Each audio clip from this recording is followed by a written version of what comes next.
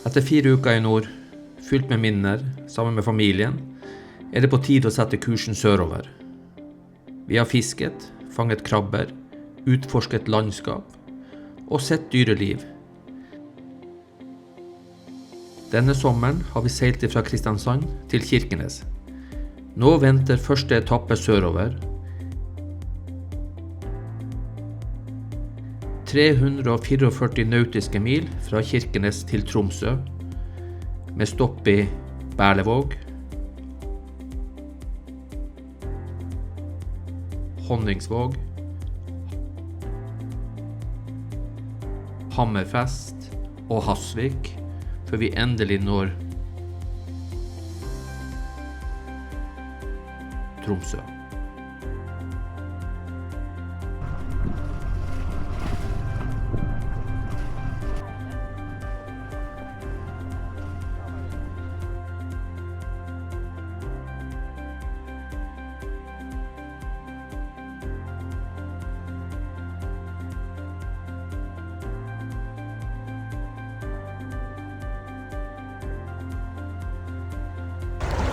Da har jeg og Julie startet turen sørover. Eller rettere sagt, akkurat nå så går vi nordover. Men vi skal rundt Finnmarkskysten. Og vi skal helt til Tromsø sammen. Målet vårt det er at vi skal ha en hyggelig tur. Været ser greit ut. Og ambisjonen er å komme til Tromsø senest onsdags formiddag. Når vi nå starter sørover, så har jo mine foreldre og min sønn og hans kone og mine 2 barnebarn valgt å følge oss et lite stykke ut her. Og det er veldig hyggelig. De går i den lille båten rett bak meg nå. Og de kommer til å ta farvel med oss og vinke oss av gårde om en halvtimes tid.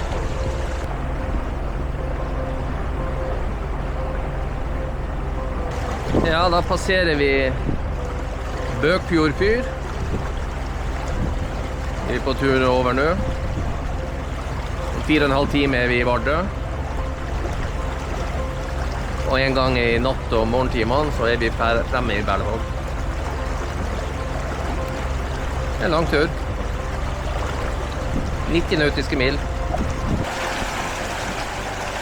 Ja, da startet vi turen ut ifra Varangerfjorden her, i deilig seilvind, foran 90 grader på, og vi seiler med god fart, med 7,5-8 knop, så Julie har fått en drømmestart nå.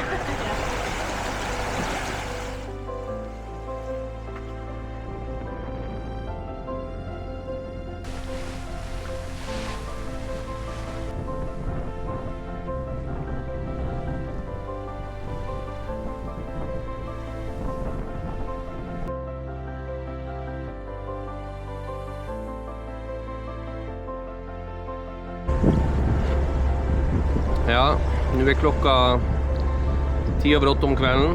Vi har gått over Varangerfjorden.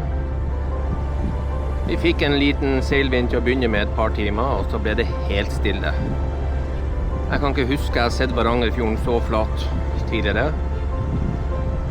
Langs land her nå så passerer vi Kiberg og Kibergneset.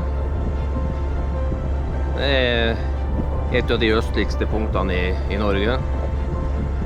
Så skal vi tørne rundt der og gå mot Vardø. Stemningen er god. Julie er opptatt med serier på telefonen. Ja, det er ganske ok å være på tur nå. Da er vi kommet til Vardø. Passerer Vardø her på styrbordssida. Klokka er 8:15 på kvelden. Det er fremdeles havblikk. Fantastisk fint. Vi går gjennom noe som heter Bussesundet nå. Det sparer oss både avstand og tid i stedet for å gå rundt hele Vardø.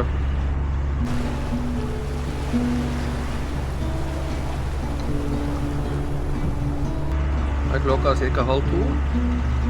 Natt til søndag, 27. juli.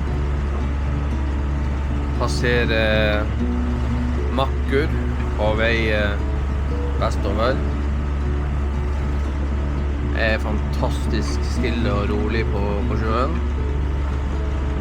Bak meg nå her og på babord side her så passerer nå Havila Polaris.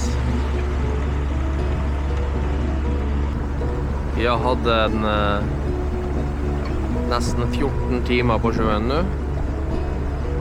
Vært en nattseilas. Det har vært nydelig vær til å ta et seilas i.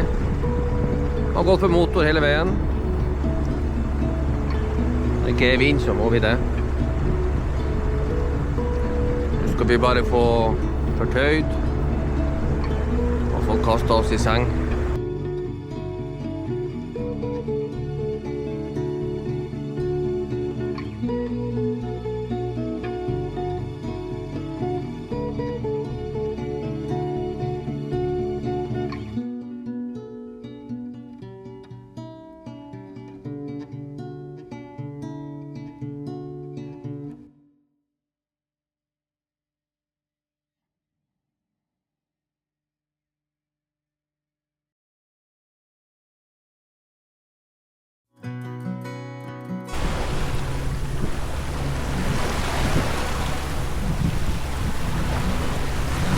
Da har vi vært og hvilt i Berlevåg i en 5 timers tid. Fått i oss litt hvile, litt søvn. Og så har vi fått bunkret opp. Og så har vi samtidig benyttet anledningen til å vente litt på strømforholdene. Nå så bærer det videre mot Honningsvåg. Fikk snakket med en fisker som var her i Berlevåg. Han sa at det er enklere å seile nordover og østover enn motsatt vei. Fordi floa sto lenger enn sjøen Fell. I alle fall strømmessig. Så det lover jo ikke godt på turen nedover. Da passerer vi Nordkinn. Nordligste punktet i Norge. Det har vært en fin tur så langt.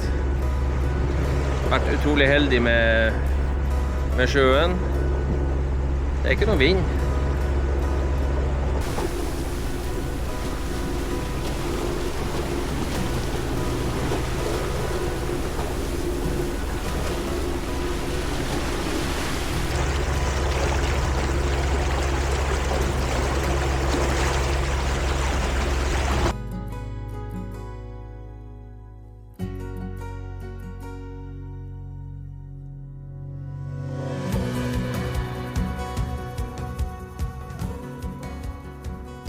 Ja, da har vi startet på videre tur. Vi kom hit til Honningsvåg i går kveld, litt over 9. Fikk brukt en god tid til å spise litt mat og slappe av. Fått sove litt. Nå er klokka 7:15 på morgenen. Og i dag har vi planlagt å gå til Hammerfest. Det blir noen lange transportetapper det her. Når vi går mellom 70 og 120 nautiske hver dag, så blir det lange etapper. Men det er det som må til for at vi skal få båten litt lenger sør. Så jeg kan gå og jobbe mine 2 siste uker i Forsvaret. Før jeg så endelig blir pensjonist.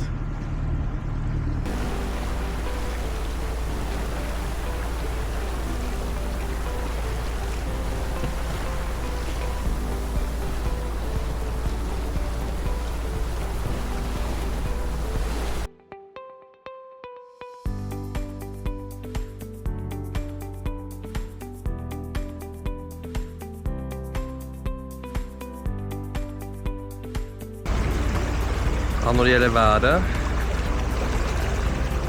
så er det litt sånn kanskje.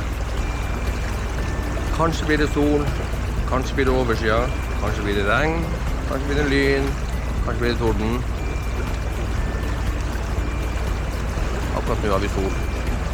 Å gå gjennom Magerøysundet krever ganske god koordinering med tidevann. Strømmen renner godt her. I går, så når vi passerte Nordkinn, så hadde vi 2,5 knop imot. 2,7 på det meste. Og her gjennom Magerøysundet så renner han like fort. Vi går med en 8,5, nesten 9 knop nå. Så det er virkelig viktig å ta hensyn til strømmen her. En av de hyggelige tingene som har skjedd på turen sørover og nordover, er jo at vi har møtt Hurtigruta. På styrbordssiden nå her så passerer Nord-Norge, Hurtigruta Nord-Norge. Og Hurtigrutene utgjør en viktig livslinje langs kysten. Så det har vært en fast følgesvenn, både oppover og nedover.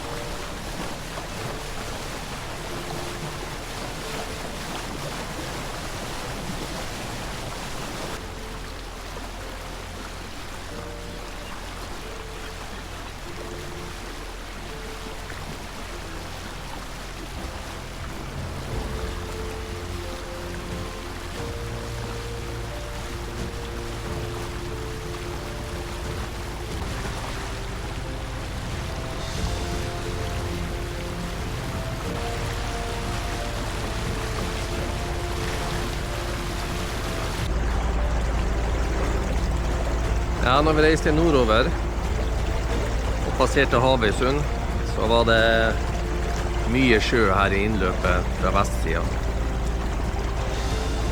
Det gjorde Kirsti veldig betenkelig på videre vær og reise.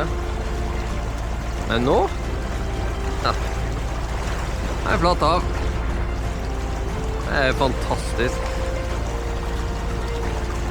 Det er bare å nyte denne turen.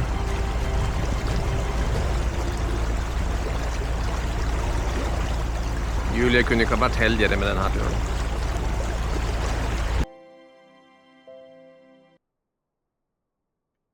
When the storm rolls in and the sky turns gray, I know you'll be there to light my way.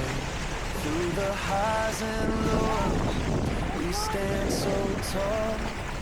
Together we rise, we've conquered it all.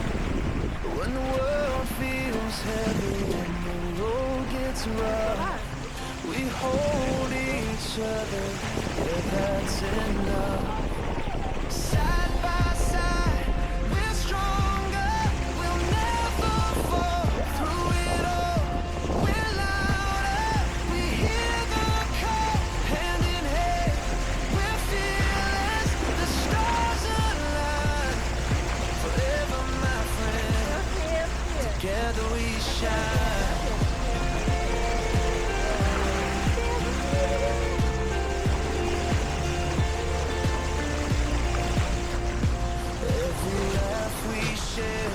Every tear we dry, you've got my back, and I'll always try to lift you up when you feel so small.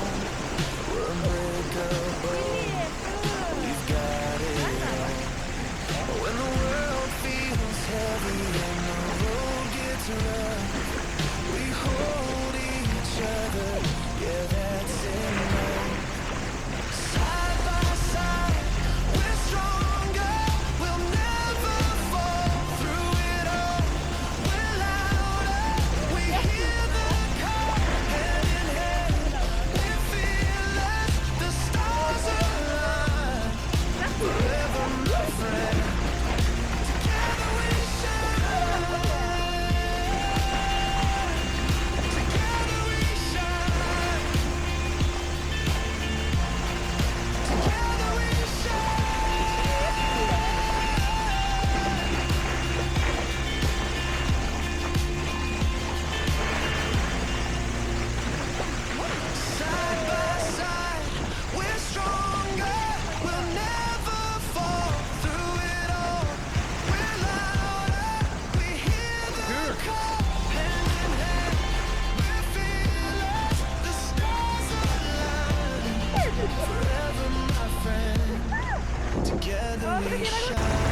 Ja, da nærmer vi oss Hammerfest. Bak meg så Melkøya. Og det jo her det skal elektrifiseres. Vi la til i Hammerfest for en velfortjent pause. Spaserte litt i byen, handlet og lagde middag ombord. Etter måltidet ventet vi noen timer for å treffe en mer fordelaktig havstrøm. I går kveld så valgte vi å gå fra Hammerfest til Hasvik. Avstanden fra Hammerfest til Tromsø på 120 nautiske, og vi ville korte den litt inn. Så vi gikk til Hasvik. Det var meldt fint vær, lite vind, og det skulle være en grei etappe. Vi fikk 10 meter per sekund imot, og vi fikk 1,5 knop strøm imot hele veien. Så det som skulle bli en 4 timers tur, ble en 6 timers tur. Så når vi kom til Hasvik, så var stort sett alt fullt. Vi lånte oss en plass, så vi fikk noen timer søvn, før vi nå startet videre igjen. Så i dag så går vi fra Hasvik til Tromsø.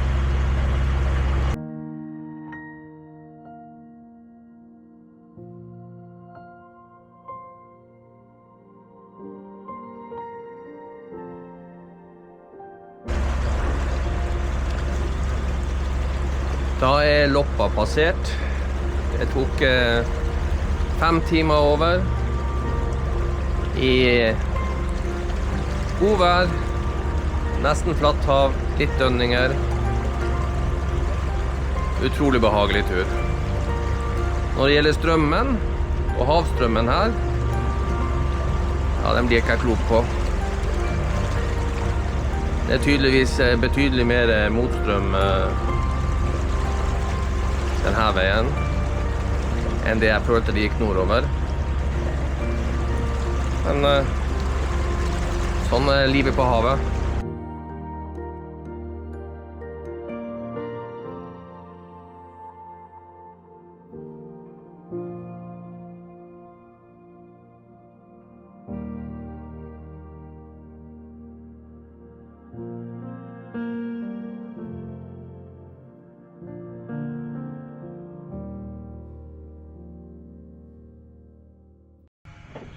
Da har vi fått motorstopp. Sannsynligvis et tett diesel. Men jeg fyller på litt ekstra diesel for å være 100% sikker. Og så skal jeg skifte dieselfiltret etterpå. Jeg skal ikke filme deg når du gjør noe. Jo, det kan du godt gjøre, men Kan ikke bare... det jeg kan si det er at varmeapparatet virker, så vi har diesel. Men jeg fyller nå på en 20 liter, så vi er 100% sikre på at ikke det er det. Ja, må du ta en svømmetur ned? Nei? Nei, vi har satt seil. I alle fall vi har satt forseilet. Ettersom vi har vinen rett bak sånn, så lager den bare båten gli sakte innover her nå. Så kommer filterskiftet etterpå. Og lufte motoren. Og prøve å starte opp igjen. Rundt 9 om kvelden gled vi inn i Tromsø. Det var overskyet og grått. Vi var slitne, men fornøyde med å komme fram. Vi hadde snakket om å ta en liten pubtur, men det ble til at vi delte en flaske med bobler i havna i Tromsø. 4 døgn fylt med ro og utfordringer fikk nå en avslutning. Denne turen hadde alt. Stille hav, dyreliv, små havneopplevelser og en motorstopp som minnet oss om at havet alltid krever respekt. Og det viktigste, jeg fikk dele denne turen sammen med Julie.